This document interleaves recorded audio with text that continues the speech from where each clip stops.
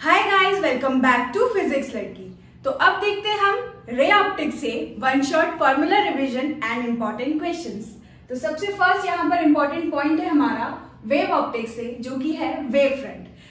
तो wave front हमारा क्या होता था? Locus of all the particles vibrating in the same face. हमारे सारे पार्टिकल्स सेम फेस में वाइब्रेट करते हैं और उन सारे पॉइंट्स को हम ज्वाइन करें तब हमारा क्या बनता है? एक वेव फ्रंट। ठीक है, it is a locus of all the particles vibrating in the same face. इसके बाद हमने वेव फ्रंट से रिलेटेड कुछ इंपॉर्टेंट पॉइंट देखा था कि यार अगर हमारे पास लाइट का सोर्स एक पॉइंट सोर्स है तो उससे बना हुआ वेव फ्रंट कैसा होता है। अगर हमारा लाइट सोर्स एक लीनियर है, ठीक है, लीनियर सोर्स है, तो उससे वेव फ्रंट कैसा होता है। और थर्ड हमारा, अगर हमारे पास पैरेलल रेस है तब किसी दूर डिस्टेंस पर इंफिनिटी पे जब हम वेव फ्रंट बनाने की कोशिश करेंगे तो हमारा वेव फ्रंट कैसा होगा। तो अगर हम बात करें पॉइंट सोर्स की, तो पॉइंट सोर्स के लिए हमारा स्फेरिकल वेव फ्रंट बनता है कुछ इस तरीके से, बीच में हमारा पॉइंट सोर्स और हमारा ऊपर कुछ इस तरीके से हमारा क्या बनेगा? स्फेरिकल वेव फ्रंट बनेगा। ठीक है, और अगर हम लीनियर की बात करें तो कुछ इस तरीके से ये है हमारा लीनियर सोर्स, ठीक है, वेव लीनियर सोर्स, और यहाँ पर ये रहा हमारा सिलेंड्रिकल वेव फ्रंट। ठीक है, कुछ इस तरीके से हमारा सिलेंड्रिकल वेव फ्रंट बनेगा, राइट। इसके बाद है हमारा थर्ड, अगर हमारे पास पैरेलल रेज है, पैरेलल रेज से हमारा जो वेव फ्रंट है वो कैसा बनता है? प्लेन वेव फ्रंट बनेगा, राइट। कुछ इस तरीके से अगर पैरेलल रेज है तो हमारा वेव फ्रंट कुछ ऐसा प्लेन बनेगा। ठीक है, तो ये इंपॉर्टेंट पॉइंट्स याद रखने हैं आपको यहाँ पर। इसके बाद थर्ड है हमारा हाइगन्स प्रिंसिपल। हाइगन्स प्रिंसिपल हमारा क्या होता था? Every point on wave front is a source of secondary wavelet spread out in forward direction. क्या बोलता है हमारा हाइगन्स प्रिंसिपल? कि अगर जो वेव फ्रंट होता है उसका हर एक पॉइंट जो है वो बिहेव करता है as a source of secondary wavelet, and अगर हमें न्यू वेव फ्रंट चाहिए तो न्यू वेव फ्रंट जो होगा it is obtained joining the tangents at that instant. जो हमारा सेकेंडरी वेवलेट है वो स्प्रेड आउट होगा कहां पर? सिर्फ फॉरवर्ड डायरेक्शन में, और उन फॉरवर्ड डायरेक्शन में जो हमारा वेवलेट निकला हुआ है उससे बनाएंगे हम टेंजेंट, और उन सारे टेंजेंट को किसी एक पर्टिकुलर टाइम इंस्टेंट पर ज्वाइन करेंगे तो नया हमारा एक वेव फ्रंट मिलेगा। ठीक है, new wave front is obtained joining the tangent at that instant. इसके बाद फोर्थ है हमारा सुपरपोजिशन प्रिंसिपल। तो यार सुपरपोजिशन प्रिंसिपल यहाँ पर क्या है हमारा? कि अगर हमारा हमारी दो वेव्स या दो से ज्यादा वेव्स सुपर इम्पोज हो रही है या हम बोले इंटरफेयर कर रही है, तब हम किसी पर्टिकुलर पार्टिकल के लिए क्या निकालते हैं? उसका नेट डिस्प्लेसमेंट। ठीक है, और उसका भी हम क्या करेंगे यहाँ पर? Vector sum. ठीक, तो ये रहा हमारा formula, y net is equal to y1 plus y2 plus y3 plus y4 and so on. तो यहाँ पर हमने सारे जो डिस्प्लेसमेंट है, सारे वेव्स की वजह से जो डिस्प्लेसमेंट है वो उसका क्या किया है? वेक्टर सम किया है। ठीक, और तब हमें मिला नेट डिस्प्लेसमेंट ऑफ पार्टिकल। ठीक, तो ये रहा हमारा सुपरपोजिशन प्रिंसिपल। फिर हम बात करते हैं कोहेरेंट सोर्सेज की। तो कोहेरेंट सोर्सेज हमारे क्या होते हैं? ऐसे सोर्सेज जिनका जो फेज डिफरेंस होता है वो कैसा हो? कांस्टेंट हो। ठीक है, coherent sources are the sources having constant phase difference, same wavelength and frequency। मतलब ऐसे दो सोर्सेज जिनका फेज डिफरेंस कैसा हो, जिनकी जो वेव्स निकल रही है और उनका जो फेज डिफरेंस होगा वो कैसा होगा? कांस्टेंट होगा। तो उन दोनों सोर्सेज को हम बोलते हैं कोहेरेंट सोर्सेज। ठीक है, या फिर जो वेवलेंथ हो उनकी वो भी कैसी हो? कांस्टेंट, और फ्रीक्वेंसी कैसी हो? सेम हो। ठीक है, वेवलेंथ सेम हो और फ्रीक्वेंसी कैसी हो? सेम हो। नेक्स्ट है हमारा interference of light. Interference of light में हमारा क्या होता है? दो वेव्स एक दूसरे से सुपर इम्पोज होती है, ठीक है, इंटरफेयर करती है, और इंटरफेयर करने में उनकी एनर्जी का क्या होता है? रीडिस्ट्रीब्यूशन हो जाता है। ठीक है, और एनर्जी का रीडिस्ट्रीब्यूशन होगा तो हमें एक नेट एम्पलीट्यूड और नेट इंटेंसिटी की इक्वेशन यहाँ पर हम निकाल देते। ठीक है, तो ये रहा हमारा नेट एम्पलीट्यूड और नेट इंटेंसिटी की का फॉर्मूला, जो कि हमारे जब दो वेव्स इंटरफेयर करती थी तब हमें मिलता था। तो अगर हम नेट एम्पलीट्यूड की बात करें तो यहाँ पर अगर दो वेव्स आ रही है, फर्स्ट वाली का एम्पलीट्यूड कितना माना है हमने? A1, और सेकेंड वाली वेव का एम्पलीट्यूड कितना माना है? A2, और जब ये दोनों इंटरफेयर करेंगी तो यहाँ पर हमें मिलेगा नेट एम्पलीट्यूड, और नेट एम्पलीट्यूड निकालने का फॉर्मूला हमारा क्या होता था? A का square is equal to A1 का स्क्वायर प्लस A2 का square plus 2A1 A2 cos phi, और फाई यहाँ पर क्या होता था? Phase difference. ठीक है, तो ये फॉर्मूला बहुत ही ज्यादा इंपॉर्टेंट है, यहाँ पर आपको याद रखना है। इसके बाद हम बात करते हैं नेट इंटेंसिटी का फॉर्मूला। तो नेट इंटेंसिटी का फॉर्मूला हमारा क्या होता था, I1 plus I2 plus 2I1 I2 cos phi. Again यहाँ पर फाई हमारा क्या होता है, फेज डिफरेंस। नेक्स्ट है हमारा, अगर हम बात कर रहे हैं कंस्ट्रक्टिव इंटरफेरेंस की, जब भी कंस्ट्रक्टिव इंटरफेरेंस होता है, कंस्ट्रक्टिव इंटरफेरेंस यानी कि हमें एक ब्राइट स्पॉट देखने को मिलेगा, और जब ब्राइट स्पॉट देखने को मिलेगा यानी कि अगर हम देखें यहाँ पर एम्पलीट्यूड कैसा होगा, मैक्सिमम, और इंटेंसिटी भी कैसी होगी, मैक्सिमम। ठीक है, तो एम्पलीट्यूड और इंटेंसिटी अगर हमें मैक्सिमम चाहिए तो यहाँ पर हमारा जो cos फाई है उसकी वैल्यू को हमें कैसा करना पड़ेगा, मैक्सिमम करना पड़ेगा। और cos फाई हमारा मैक्सिमम कब होता है, जब उसकी वैल्यू कितनी हो, 1। ठीक है, तो यहाँ पर अगर cos फाई की जगह हम कितना रखें, 1, तो यहाँ मैक्सिमम एम्पलीट्यूड का जो रिलेशन है वो क्या आ जाएगा, a1 का स्क्वायर प्लस a2 का स्क्वायर प्लस 2a1 a2, यानी ये एक आइडेंटिटी बन गई जो कि होती थी हमारी a1 प्लस a2 का होल स्क्वायर। तो यहाँ से कंस्ट्रक्टिव इंटरफेरेंस के लिए जो एम्पलीट्यूड होगा मैक्सिमम वो हमारा कितना आता है, a1 प्लस a2 का होल स्क्वायर। इसी तरीके से अगर हमें कंस्ट्रक्टिव इंटरफेरेंस के लिए इंटेंसिटी चाहिए तो नेट इंटेंसिटी या हम बोले मैक्सिमम इंटेंसिटी हमारी क्या हो जाएगी, I1 plus I2 plus 2I1 I2, और cos फाई की जगह पर कितना रखेंगे, 1, क्योंकि हमें यहाँ पर क्या चाहिए, मैक्सिमम इंटेंसिटी चाहिए। ठीक है, तो हमारा रिलेशन यहाँ से क्या आ जाएगा, जो आइडेंटिटी बनेगी वो हो जाएगी under root of I1 plus under root of I2 का होल स्क्वायर। अब यहाँ पर अगर हम बात कर रहे हैं डिस्ट्रक्टिव इंटरफेरेंस की, तो डिस्ट्रक्टिव इंटरफेरेंस का क्या मतलब है, आपका एम्पलीट्यूड भी मिनिमम और इंटेंसिटी भी मिनिमम। तो वो कब हो सकता है, जब आपकी cos फाई की वैल्यू कैसी हो, कम हो, मिनिमम हो। ठीक है, तो उसके लिए जो आइडेंटिटी हमारी बन रही होती है यानी कि हम बोले -1 हो। ठीक है, तो जो हमारी आइडेंटिटी बन रही होती है एम्पलीट्यूड मिनिमम के लिए, वो यहाँ से क्या निकल के आएगा, अगर हम cos फाई की जगह पर कितना रखें, -1, तो यहाँ पर रखेंगे माइनस, ये आ जाएगा a1 का स्क्वायर प्लस a2 का स्क्वायर माइनस 2a1 a2, यानी ये आइडेंटिटी हमारी बन रही होगी a1 माइनस a2 का होल स्क्वायर। इसके बाद डिस्ट्रक्टिव इंटरफेरेंस के लिए मिनिमम इंटेंसिटी, तो अगेन cos फाई की वैल्यू हम कितनी रख देंगे, -1, तो यहाँ रखा माइनस, तो हमारी आइडेंटिटी इस बार क्या आ जाएगी, under root of I1 minus under root of I2 का होल स्क्वायर। तो ये दोनों ही फॉर्मूले यहाँ पर आपको बहुत अच्छी तरीके से याद रखने हैं। इसके बाद अगर हमारी इंटेंसिटी कैसी हो, बिल्कुल एक दूसरे के बराबर, यानी कि I1 is equal to I2 हो, तो जो इंटेंसिटी का रिलेशन निकल के आता है वो कितना होता है, 4I0 cos स्क्वायर 5/2। ठीक, ये भी इंपॉर्टेंट फॉर्मूला है।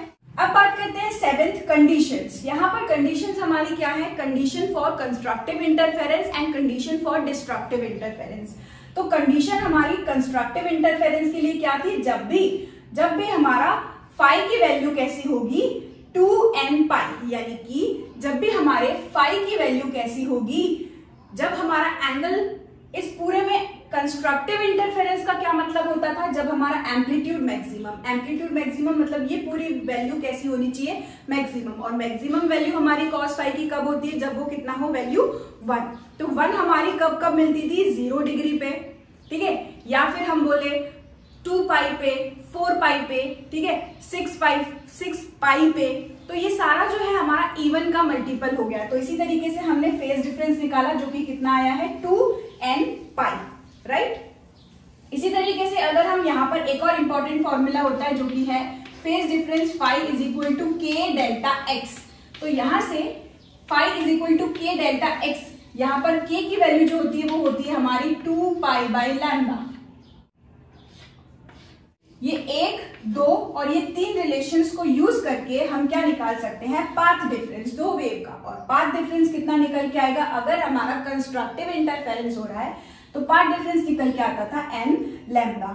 ठीक है, और तब जो हमारी मैक्सिमम इंटेंसिटी होती थी वो किसके, नेट एम्पलीट्यूड के, किसके, मैक्सिमम एम्पलीट्यूड के स्क्वायर पे डिपेंड करेगी, राइट। क्योंकि इंटेंसिटी और एम्पलीट्यूड का रिलेशन कैसा होता है, intensity is proportional to the square of the amplitude. तो यहाँ पर कंस्ट्रक्टिव इंटरफेरेंस के लिए इंटेंसिटी कैसी चाहिए हमें, मैक्सिमम इंटेंसिटी।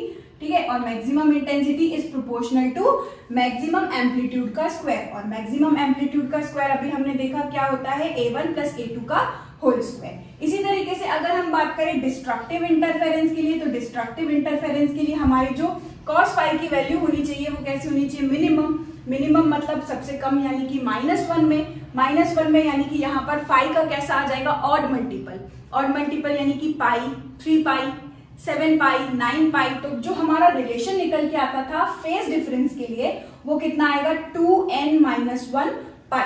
और फाई की इस वैल्यू को अगर हम इस वैल्यू में पुट करके और रिलेशन निकाले डेल्टा एक्स के लिए, तो डेल्टा एक्स हमारा डिस्ट्रक्टिव इंटरफेरेंस के लिए कितना निकल के आता था 2n-1 लैम्डा बाय 2। ठीक है, इसके बाद मिनिमम, क्योंकि डिस्ट्रक्टिव इंटरफेरेंस हो रहा है तो मिनिमम इंटेंसिटी हमारी किसके प्रोपोर्शनल हो जाएगी, मिनिमम एम्पलीट्यूड के स्क्वायर के प्रोपोर्शनल। तो मिनिमम एम्पलीट्यूड हमारा कितना है a1 माइनस a2 का होल स्क्वायर। ठीक है, तो यहां पर रख दिया a1 माइनस a2 का होल स्क्वायर।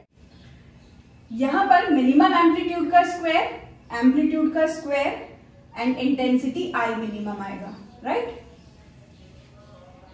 इसके बाद देखते हैं YDSC, Young's double slit experiment. Young's double slit experiment में हमने काफी सारे फॉर्मूले पढ़े थे, जिसमें सबसे फर्स्ट है हमारा फ्रिंज विड्थ। फ्रिंज विड्थ हमारा क्या होता था, 2 कॉन्जिक्यूटिव डार्क फ्रिंजेस के बीच का डिस्टेंस या 2 कॉन्जिक्यूटिव ब्राइट फ्रिंजेस के बीच का डिस्टेंस। तो हमारा जो फॉर्मूला होता था फ्रिंज विड्थ के लिए वो क्या होता था, beta is equal to D lambda by small d. यहाँ पर बीटा हमारा क्या है, फ्रिंज विड्थ। फ्रिंज विड्थ को बीटा से डिनोट करते हैं। ठीक है, और जो हमारा बीटा होता है वो किसके बराबर है, कैपिटल डी यहाँ पर होता है सोर्स स्लिट एंड स्क्रीन के बीच का distance capital D, and small D हमारा क्या होता है, 2 स्लिट के बीच का डिस्टेंस। ठीक है, तो स्मॉल डी हमारा 2 स्लिट्स के बीच का डिस्टेंस। लैम्डा यहाँ पर क्या होता है, वेवलेंथ ऑफ इंसिडेंट लाइट। तो फ्रिंज विड्थ का फॉर्मूला हमारा क्या हो गया, beta is equal to D lambda by d. अब यहाँ पर क्वेश्चन आता है कि अगर हमने क्या किया है, distance between the source slit and screen is decreased, अगर हमने डी कैपिटल डी को क्या कर दिया, डिक्रीज कर दिया, what is the effect on the fringe width. तो फ्रिंज विड्थ हमारा क्या हो जाएगा, ऑब्वियसली डिक्रीज हो जाएगा, क्योंकि यहाँ हम देख सकते हैं जो हमारा स्मॉल डी होगा और वेवलेंथ होगा वो तो ऑलरेडी कांस्टेंट है, क्योंकि सेम लाइट को इंसिडेंट करवा रहे हैं, 2 स्लिट के बीच का डिस्टेंस भी उतना फिक्स रखा है, लेकिन कैपिटल डी की वैल्यू को डिक्रीज कर दिया। तो यहाँ पर capital D is proportional to fringe width है, तो अगर हम कैपिटल डी को डिक्रीज करेंगे तो फ्रिंज विड्थ भी यहाँ पर क्या हो जाएगी, डिक्रीज हो जाएगी। इसके बाद है एंगुलर फ्रिंज विड्थ, जिसको हम डिनोट करते थे थीटा से। तो यहाँ पर हमारा रिलेशन आ जाएगा beta upon capital D is equal to lambda by small d.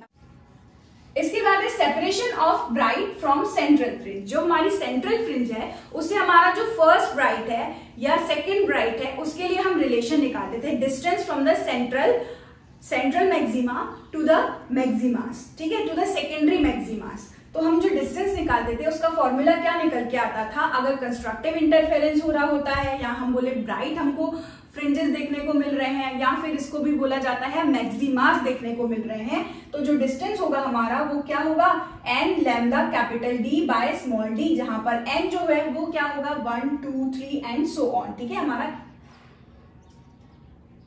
इसके बाद है सेपरेशन ऑफ डार्क फ्रिंज। यहीं पर अगर हमें सेंटर से निकालना है first dark, second dark, third dark के लिए डिस्टेंस, तो उसका फॉर्मूला हमारा क्या निकल के आता था, yn is equal to 2n-1 lambda by 2 capital D by small d, right. इसके बाद है angular position of nth order.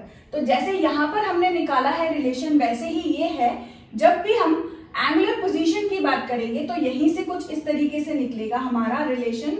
यहां पर बस हम क्या करेंगे, कैपिटल डी को उठा के नीचे लेके आएंगे, तो हमारा angular fringe width for bright क्या निकल के आता है, yn divided by d is equal to n lambda by d, right. और अगर हम डार्क की बात करें तो अगेन कैपिटल डी को नीचे उठा के ले आए तो हमारा क्या निकल गया, एंगुलर पोजीशन निकल गई। तो हमारा यहां से डिस्ट्रक्टिव के लिए क्या निकल जाएगा, yn dash is upon capital D is equal to 2n-1 lambda by 2d। ठीक, तो इस रिलेशन को यूज कर हम क्या कर सकते हैं, एंगुलर पोजीशंस कैलकुलेट कर सकते हैं फॉर कंस्ट्रक्टिव एंड डिस्ट्रक्टिव, यहां बोले for maxima, secondary maxima and secondary minima.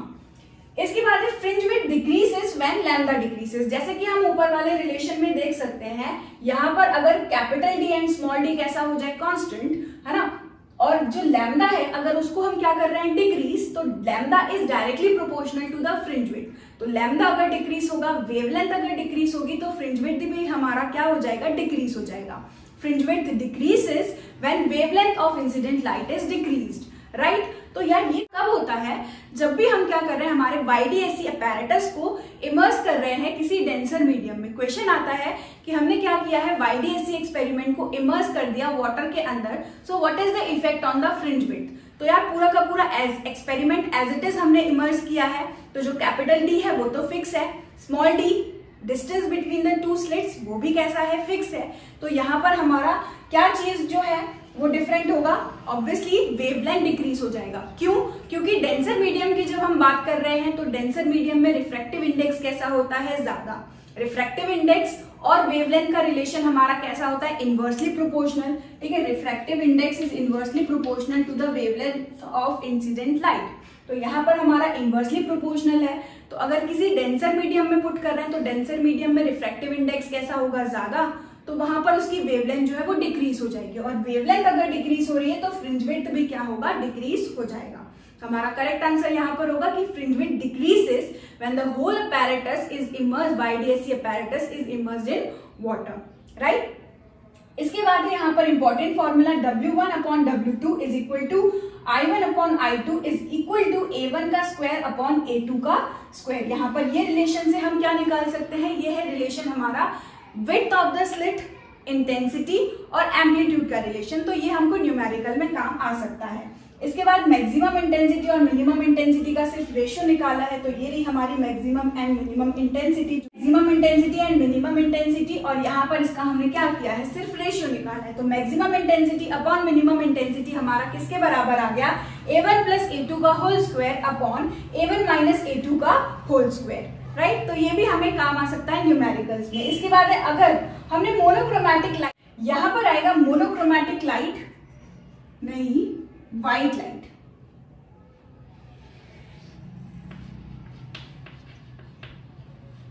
जब भी हम YDAC एक्सपेरिमेंट में व्हाइट लाइट को इंसिडेंट कराते हैं तो व्हाइट लाइट इंसिडेंट कराने से सेंटर हमको मिलता है मैक्सिमा, यानी कि व्हाइट पैच ही हमको देखने को मिलेगा, व्हाइट फ्रिंज ही हमको देखने को मिलेगी, एंड फिर यहाँ पर आगे की तरफ हमें मिलेंगे कलर्ड फ्रिंजेस। ठीक है, तो यहाँ पर coloured fringes are obtained with the central bright. Coloured fringes हमको देखने को मिलेंगे, लेकिन बीचों बीच हमको मिलता है सेंट्रल मैक्सिमा, जो कि होगा पूरा व्हाइट। ठीक, लेकिन ऐसा कब होगा, जब हम व्हाइट लाइट इंसिडेंट करवा रहे हैं, राइट। मोनोक्रोमैटिक लाइट हमारी क्या होती थी, पर्टिकुलर वेवलेंथ वाली लाइट। ठीक है, तो यहाँ पर ये थोड़ा सा रॉन्ग हो गया था, इसलिए हमारी व्हाइट लाइट को जब भी हम इंसिडेंट कराएंगे तो हमें कलर्ड फ्रिंजेस ऑब्टेन होंगे विद सेंट्रल ब्राइट।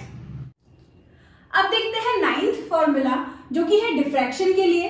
डिफ्रैक्शन में भी हमने कुछ फॉर्मूले पढ़े थे, जिसमें फर्स्ट हमारा फ्रिंज विड्थ। फ्रिंज विड्थ को डिनोट किया जाता है अगेन बीटा से। ये किसके बराबर होता है, d lambda by small d। और अगर हम बात करें सेंट्रल फ्रिंज की, है ना, तो सेंट्रल की जो फ्रिंज विड्थ होती है वो हमारी कैसी होती है, ट्वाइस। किसके ट्वाइस होती है, वो फ्रिंज विड्थ, यानी कि वो डिस्टेंस जो कि हमारे दो कॉन्जिक्यूटिव मैक्सिमास या दो कॉन्जिक्यूटिव मिनिमास के बीच होता है। ठीक है, तो यहाँ से हमारा सेंट्रल जो होता है वो हमारी फ्रिंज विड्थ के कैसा होता है, ट्वाइस। ठीक, तो इसलिए हमने लिखा है 2 बीटा, जो कि किसके बराबर होगा, 2 capital D lambda by small d। Again lambda यहाँ पर क्या होता है, wavelength of incident light. Capital D यहाँ पर क्या है, स्लिट, सोर्स स्लिट और स्क्रीन के बीच का डिस्टेंस, एंड स्मॉल d हमारा क्या होता है, it is width of the slit. क्योंकि यहाँ पर डिफ्रैक्शन हमारा क्या होता है, सिंगल स्लिट एक्सपेरिमेंट होता है, तो ये हमारा सिंगल स्लिट होती है यहाँ पर, और स्मॉल d यहाँ पर क्या होता है, width of the slit, width of that single slit. Okay, फिर है नेक्स्ट हमारा लीनियर सेपरेशन, यानी कि हमने अभी ही डिस्कस किया था कि सेंटर से कितने डिस्टेंस पर हमारा सेकेंडरी मैक्सिमा या सेकेंडरी मिनिमा बन रहा होगा।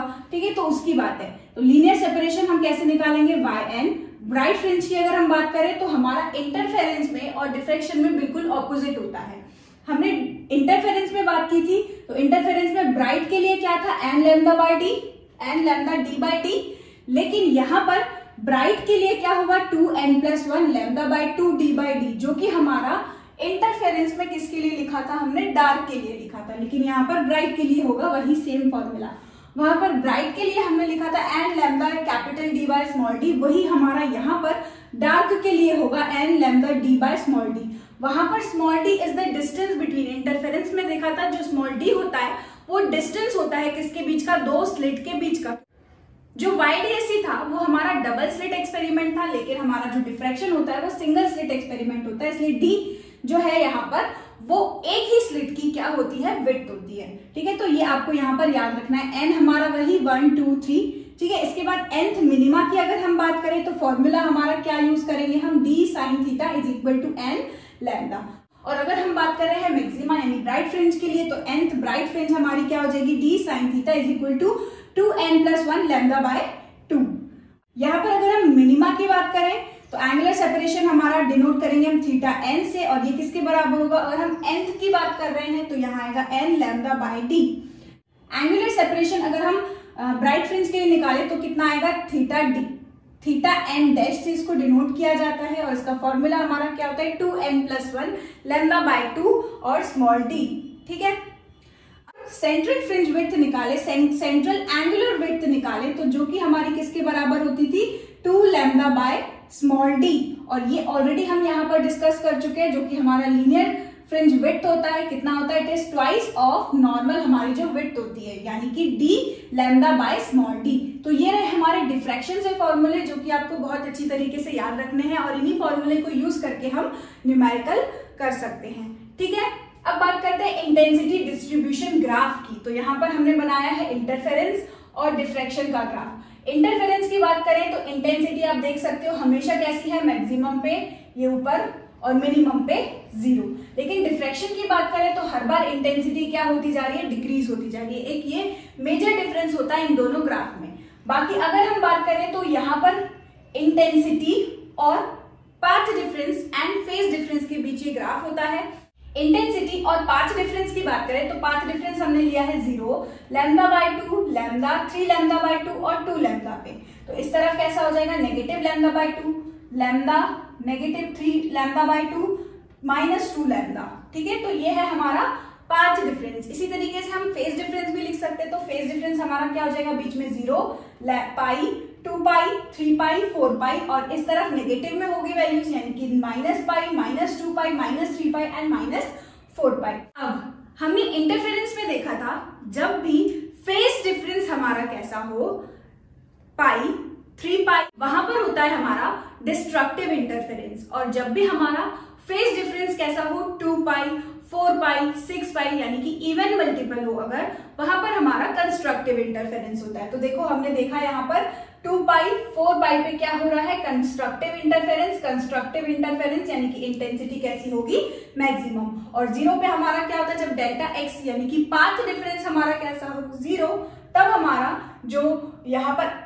इंटेंसिटी है वो हमारी कैसी होगी, मैक्सिमम, जो कि कितनी हमने ली है 4i।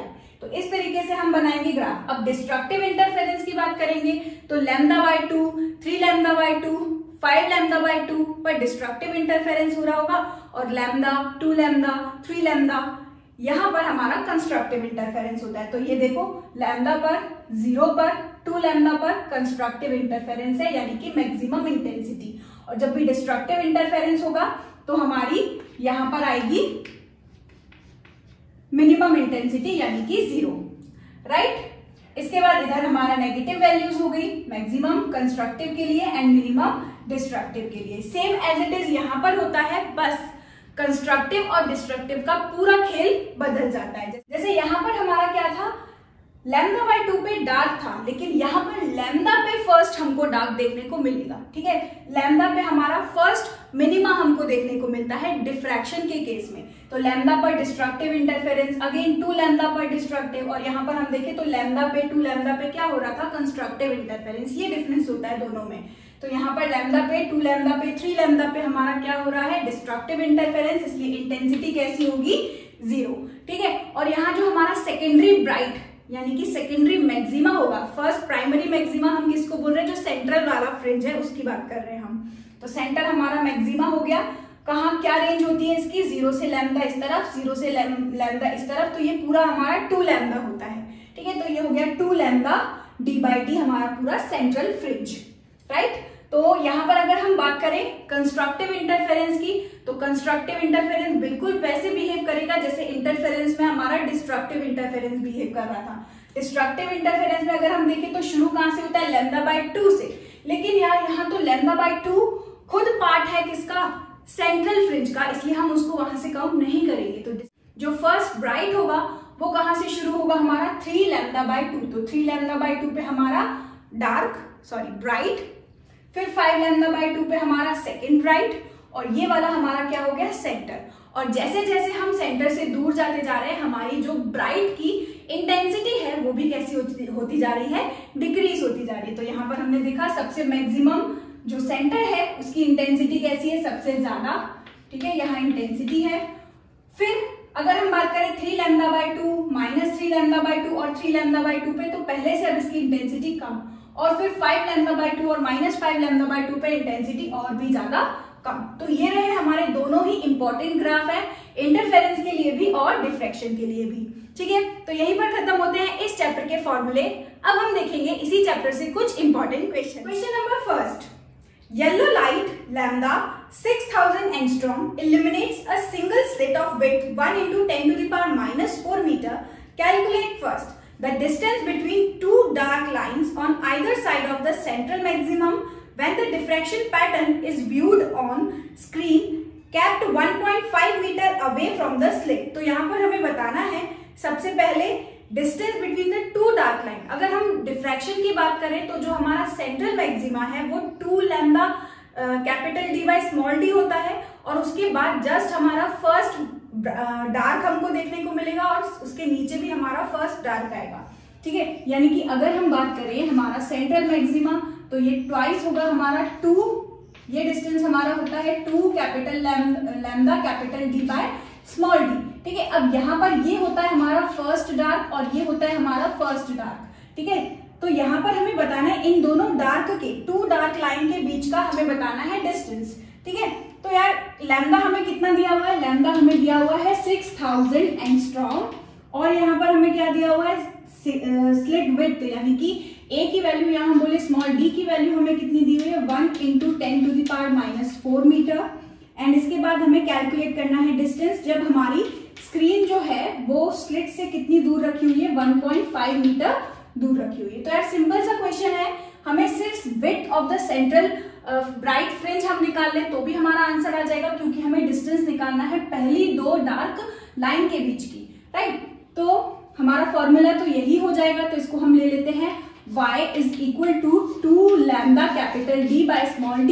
इसको सॉल्व कर लेंगे, 2 × लैम्डा की वैल्यू कितनी है 6000, एंगस्ट्रॉम हमारा होता है 10⁻⁻10 मीटर, और d हमारा कितना है 1.5। हम सबसे पहले जब न्यूमेरिकल सॉल्व करेंगे तो हम ये मेक श्योर कर लेंगे कि सारे जो यूनिट्स हैं वो हमारे मीटर में है या नहीं है। जैसे ये एंगस्ट्रॉम हमारा मीटर में नहीं था तो इसको हमने लिख लिया 6000 × 10⁻10 मीटर, ठीक है, क्योंकि हमारा 1 एंगस्ट्रॉम 10⁻10 मीटर के बराबर होता है। अब बस स्मॉल टी यहाँ पर कितना दिया है 1 × 10⁻⁴, तो ये कितना हो जाएगा, यहाँ से ये आ जाएगा 6 × 2 12 1.5, यानी कि ये आ जाएगा 18 × 10⁻10 10⁻4 ऊपर उठ के जाएगा तो 10⁻+4 हो जाएगा, ये 4 5 6 7, तो यहाँ से 10⁻+7 में से 10⁻10 जाएगा तो यहाँ बचेगा 10⁻3, और ये पूरा आएगा हमारा मीटर में। तो ये रहा हमारा डिस्टेंस। 18 × 10⁻3 को हम क्या बोलते हैं मिली, तो ये हो जाएगा 18 मिलीमीटर। तो डिस्टेंस हमारा 2 डार्क लाइन के बीच कितना आया है 18 मिलीमीटर। इसके आगे अब नेक्स्ट हमें बताना है angular spread of the first diffraction minimum, यानी जो हमारा फर्स्ट डार्क बन रहा है उसका एंगुलर हमें सेपरेशन बताना है। तो एंगुलर सेपरेशन हम थीटा से डिनोट करते हैं, जो कि किसके बराबर होगा λ/d। तो लैम्डा हमारा कितना है 6000 एंगस्ट्रॉम, यानी 6000 × 10⁻10 डिवाइडेड बाय d की वैल्यू हमारी कितनी दी हुई है 1 × 10⁻4। तो इसको सॉल्व करेंगे तो यहाँ से आ जाएगा कितना 6 × 10⁻3, ये आएगा रेडियन में, एंगल है क्योंकि, तो ये निकल गया हमारा एंगुलर सेपरेशन। अब देखते हैं next question. State one feature by which the phenomena of interference can be distinguished from that of diffraction. तो यार हमें सिंपल सा एक पॉइंट ये बताना है कि किस तरीके से इंटरफेरेंस और डिफ्रैक्शन एक दूसरे से बिल्कुल अलग है। जैसे कि अभी हमने ग्राफ पे एंड किया था तो हमने ये देखा कि जो इंटरफेरेंस है वहां पर हमने ये देखा कि सारे जो भी हमारे फ्रिंजेस बन रहे होते हैं सबकी इंटेंसिटी सारे जितने भी हमारे ब्राइट फ्रिंजेस बन रहे होते हैं सबकी इंटेंसिटी कैसी होती थी, बिल्कुल सेम। लेकिन डिफ्रैक्शन में ऐसा पॉसिबल नहीं है, intensity keeps on decreasing as we go further away from the central maxima. जब हम सेंट्रल मैक्सिमा से दूर जाते जाते हैं तो हमारी जो इंटेंसिटी होती है ब्राइट फ्रिंजेस की वो क्या होती जाती है, डिक्रीज होती जाती है इन केस ऑफ डिफ्रैक्शन। लेकिन intensity is same in case of single slit experiment यानी कि YDSC। इसके बाद है, a parallel beam of light of wavelength 600 nanometre is incident normally on a slit of width A if the distance between the slits and the screen is 0.8 meter and the distance of second order maximum from the center of the screen is 15 millimeter. Calculate the width of the slit। तो यहाँ पर हमें बताना है कि एक slit दी हुई है। यहाँ पर हम इस तरीके से क्वेश्चन भी पहचानेंगे इसको रीड करके। क्या बोल रहे हैं, a parallel beam of light of wavelength 600 nanometre is incident normally on a slit. A slit मतलब यहाँ पर ये बात कर रहे हैं डिफ्रैक्शन की। जब क्वेश्चन में आपको क्लियरली नहीं दिया हो ये डिफ्रैक्शन का क्वेश्चन है या इंटरफेरेंस का क्वेश्चन है तो कुछ इस तरीके से हम देखेंगे। यहाँ पर एक ही स्लिट की बात की गई है यानी सिंगल स्लिट एक्सपेरिमेंट है यानी डिफ्रैक्शन का क्वेश्चन है ये, ठीक है। तो सेकेंड अगर हम देखें तो अगेन यहाँ पर क्या क्या दिया हुआ है, देखो लैम्डा दिया हुआ है जो कि है कितना 600 नैनोमीटर।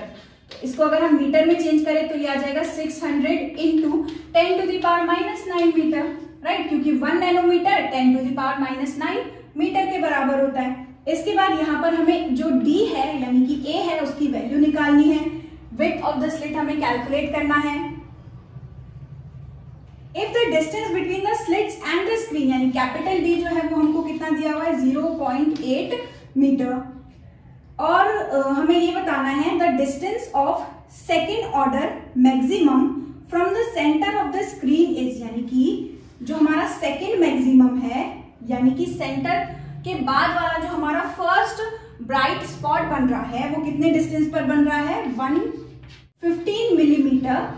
यहाँ पर 15 मिलीमीटर हमारा क्या दिया हुआ है, सेकेंड ऑर्डर मैक्सिमम, ठीक है, यानी कि सेकेंड ब्राइट हमारा यहाँ पर दिया हुआ है। और सेकेंड ब्राइट हमारा कब होता है, सेकेंड ब्राइट हमारा कब होता है, डिफ्रैक्शन के केस में 5/2 lambda capital D by small d पे। ये अभी हमने ग्राफ में भी देखा था, राइट। तो बस ये वाला फॉर्मूला हम यहाँ यूज करेंगे 5/2 lambda capital D by small d।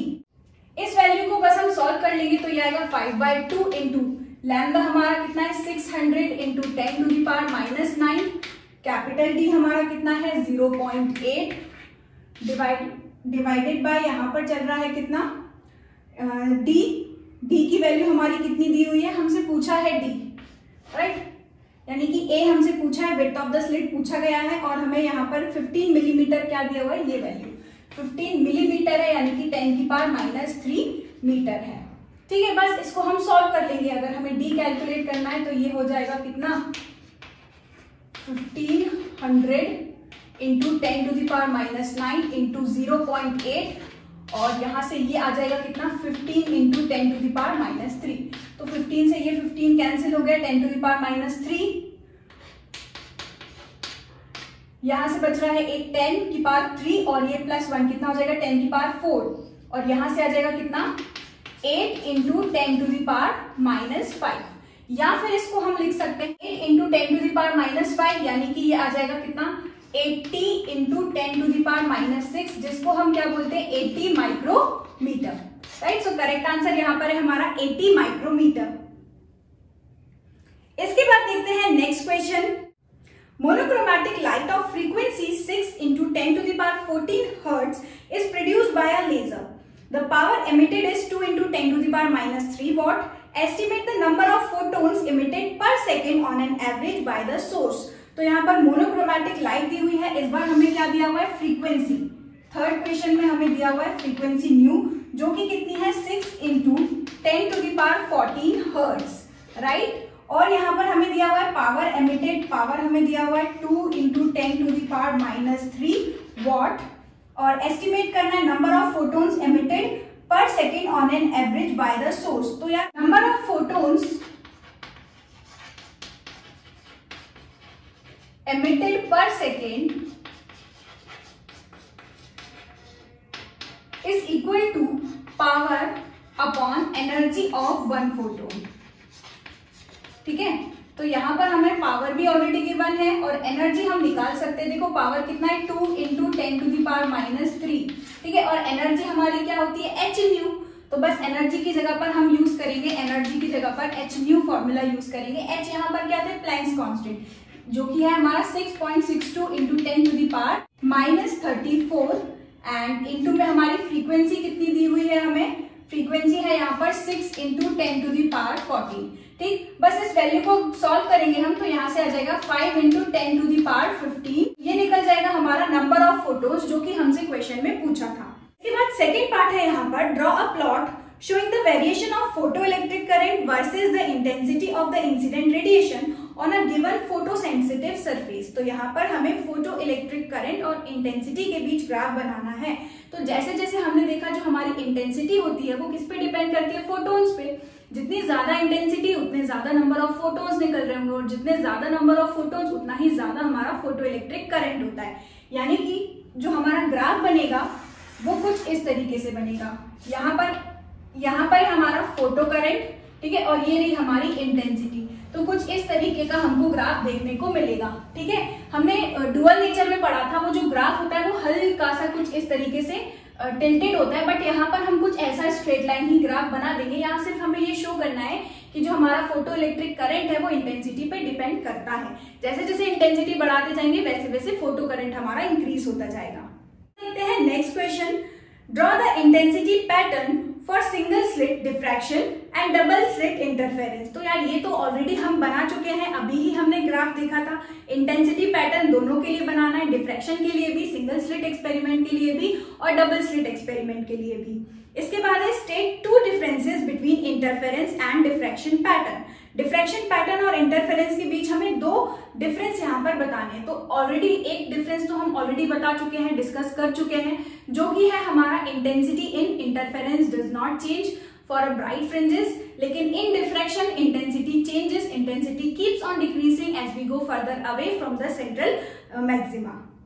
इसके बाद सेकेंड होता है हमारा इंटरफेरेंस एक्सपेरिमेंट में हम यूज करते हैं डबल स्लिट और डिफ्रैक्शन वाले एक्सपेरिमेंट में हम यूज करते हैं सिंगल स्लिट, राइट। एंड एक और यहाँ पर आप डिफरेंस बता सकते हो कि in interference all the fringes are of same width, यानी कि lambda capital D by small d. लेकिन इन डिफ्रैक्शन हमारा जो सेंट्रल ब्राइट होता है वो डबल होता है किसका, हमारी फ्रिंज विड्थ का। फ्रिंज विड्थ क्या होती है, lambda capital D by small d. लेकिन डिफ्रैक्शन के केस में जो सेंट्रल पार्ट होता है, सेंट्रल मैक्सिमा होता है, वो डबल होता है, यानी कि 2 lambda D capital D by small D होता है। तो यहाँ पर ट्वाइस होता है सेंट्रल फ्रिंज, लेकिन इंटरफेरेंस के केस में सारे ही फ्रिंजेस बिल्कुल सेम विड्थ के होते हैं। तो एक ये डिफरेंस भी आप बता सकते हो। Last question, in a single slit diffraction experiment a slit of width d is illuminated by red light of wavelength 650 nanometer. For what value of d will first minimum fall at an angle of diffraction 30 degree। यहाँ पर angle of diffraction 30 degree दिया हुआ है, angle दिया हुआ है, और क्योंकि यहाँ पर हमें d की वैल्यू पूछी है, यानी width of the slit यहाँ पर पूछा है, width of the slit यहाँ पर हमसे पूछा है, तो यार क्योंकि हमसे स्लिट का विड्थ पूछा है तो यहाँ पर हम डायरेक्टली एंगुलर सेपरेशन वाला फॉर्मूला अप्लाई नहीं करेंगे। जो हमने एक और फॉर्मूला पढ़ा था जो कि है हमारा d sin थीटा, क्योंकि यहाँ पर फर्स्ट मिनिमम की बात की है तो हमारा फॉर्मूला हम क्या यूज करेंगे, एन लैम्डा, ठीक है। ये फॉर्मूला हम यहाँ यूज करेंगे। d हमें कैलकुलेट करना है और एंगल हमें कितना दिया हुआ है 30 डिग्री, तो यहाँ पर रख देंगे sin 30, और sin 30 डिग्री हमारा कितना होता है 1/2। एन यहाँ पर हम रखेंगे, एंड वेवलेंथ यहाँ पर कितना दिया हुआ है 650 नैनो, यानी कि 650 × 10⁻⁹ मीटर। बस इसको सॉल्व कर लेंगे तो d इज इक्वल टू हमारा कितना आ जाएगा, sin 30 की वैल्यू कितनी होती है 1/2, 2 मल्टीप्लीकेशन में उधर जाएगा तो ये जाएगा 2 × 650 × 10⁻⁹, और यहाँ पर रिजल्ट मिलेगा 0, 0 एंड 30, ठीक है, × 10⁻⁹, या फिर इसको हम लिख सकते हैं 300 नैनोमीटर, राइट। इसके बाद इसका सेकेंड पार्ट है the first maximum fall eight an angle of diffraction of 30 degree. Again यहाँ पर एंगल कितना दिया हुआ है 30 डिग्री। अब यहाँ पर तो हमारा फर्स्ट मिनिमा की बात की थी, इसलिए एन की वैल्यू कितनी हो गई 1, लेकिन यहाँ पर हमारा फर्स्ट ब्राइट की बात की है, फर्स्ट मैक्सिमा की बात की है, तो ये आ जाएगा कितना, d sin theta is equal to किसके बराबर आ जाएगा, 3/2 लैम्डा। जो हमारा फर्स्ट ब्राइट होता है वो कब फॉर्म होगा, 3 λ/2 पे। और साइन थीटा, थीटा अगेन हमको कितना दिया है, 30 डिग्री, साइन 30 डिग्री हमारा कितना आ जाएगा, 1/2। ठीक है, तो यहाँ से d/2 is equal to 3/2 into lambda की वैल्यू कितनी है, अगेन 650 इंटू 10⁻⁹। इस 2 से ये 2 कैंसिल, बस 3 का यहाँ मल्टीप्लाई करना है, तो ये आ जाएगा 0, 5 एंड 19, राइट, 19 एंड यहाँ पर 10⁻⁹, 10⁻⁹ हमारा क्या होता है, नैनोमीटर।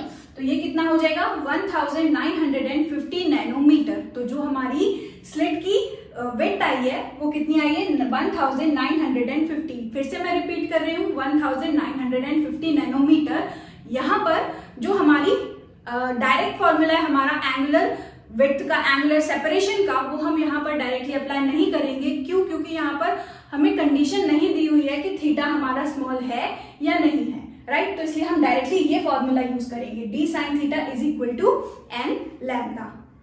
यहीं पर खत्म होते हैं हमारे आज के क्वेश्चन। अगर आपको फॉर्मूला शीट चाहिए तो वो आपको टेलीग्राम ग्रुप पे मिल जाएगी। टेलीग्राम ग्रुप ज्वाइन करने के लिए मैंने नीचे डिस्क्रिप्शन बॉक्स में लिंक डाल दी है, आप वहां से डायरेक्टली टेलीग्राम ग्रुप ज्वाइन कर सकते हो, जिसमें आपको मिलेंगे बहुत सारे नोट्स, फॉर्मूला शीट, बाकी चैप्टर्स के असर्शन, रीजन वगैरह और केस स्टडी क्वेश्चंस भी। Thank you so much for watching this video. मिलते हैं अगली वीडियो में।